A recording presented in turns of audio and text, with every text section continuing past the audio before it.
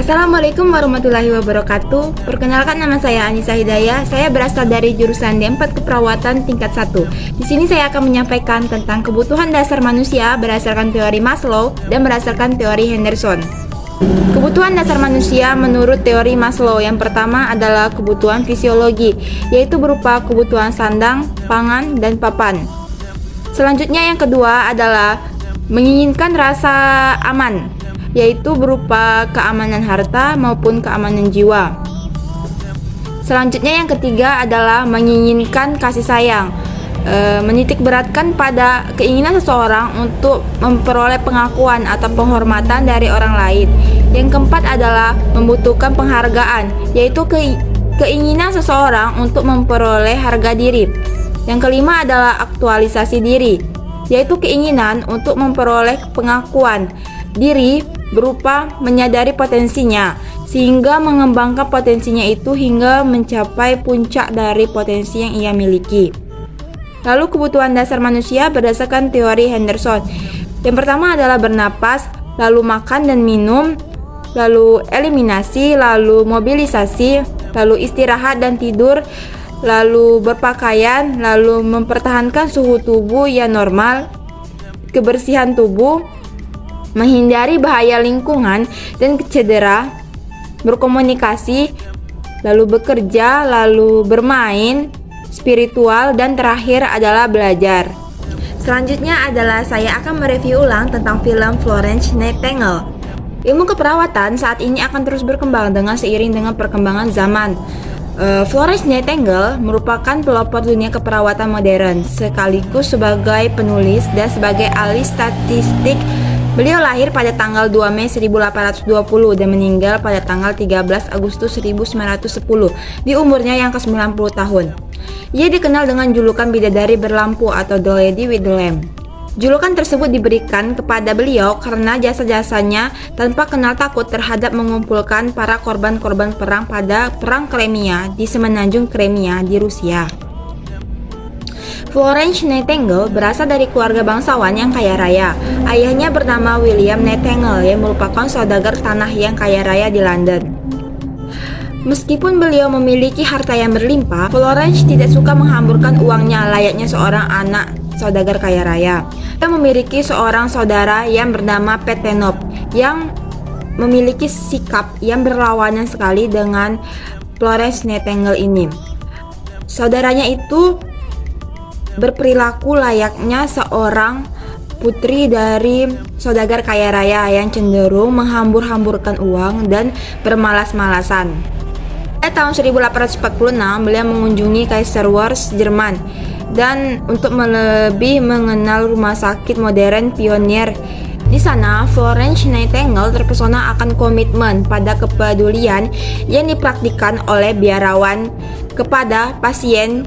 Ia jatuh cinta kepada pekerjaan sosial keperawatan tersebut hingga dia pulang ke Inggris dengan membawa angan-angan tersebut.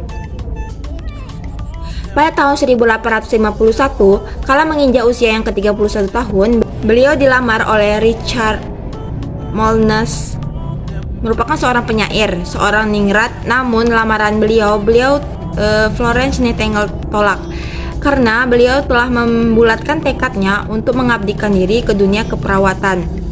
Pada masa itu, dunia keperawatan dihina karena dianggap sebagai wanita tuna susila atau buntut yang selalu mengikuti kemanapun tentara pergi. Lalu adanya anggapan bahwa profesi keperawatan ini berhadapan langsung dengan tubuh yang terbuka, sehingga dianggap profesi ini bukan profesi yang sopan.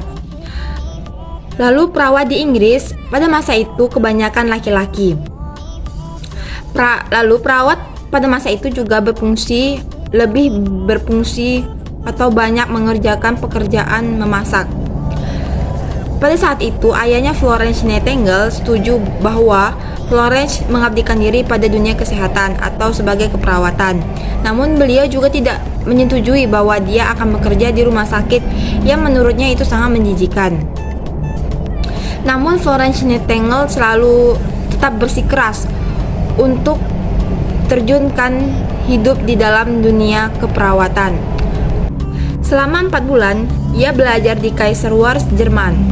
Pada tahun 1854 terjadilah perang di semenanjung Crimea. Tentara Inggris dan Prancis berhadapan langsung dengan tentara Rusia. Banyak sekali prajurit yang gugur dalam pertempuran tersebut, tetapi yang paling mengenaskan adalah tidak adanya perawat yang merawat prajurit tersebut. Banyak sekali prajurit yang sakit dan terluka. Pada saat itu sangat kekurangan keperawatan karena pada saat itu perawat mayoritas laki-laki.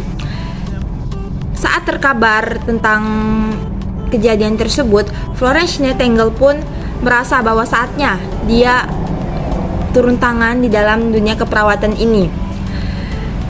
Florence Nightingale pun mendaftarkan diri sebagai sukarelawan untuk merawat para prajurit yang berada di medan perang tersebut. Lalu pada tanggal 21 Oktober tahun 1854, Florence Nightingale bersama dengan 38 gadis lainnya berangkat ke Turki menumpangi sebuah kapal. Sampai di sana, Florence Nightingale pun belum langsung diterima atau belum langsung diberikan tugas untuk merawat. Mereka masih menghadapi beberapa kendala dari pemimpin di sana yang tidak menyetujui bahwa perempuan merawat laki-laki atau perempuan merawat prajurit yang sedang terluka.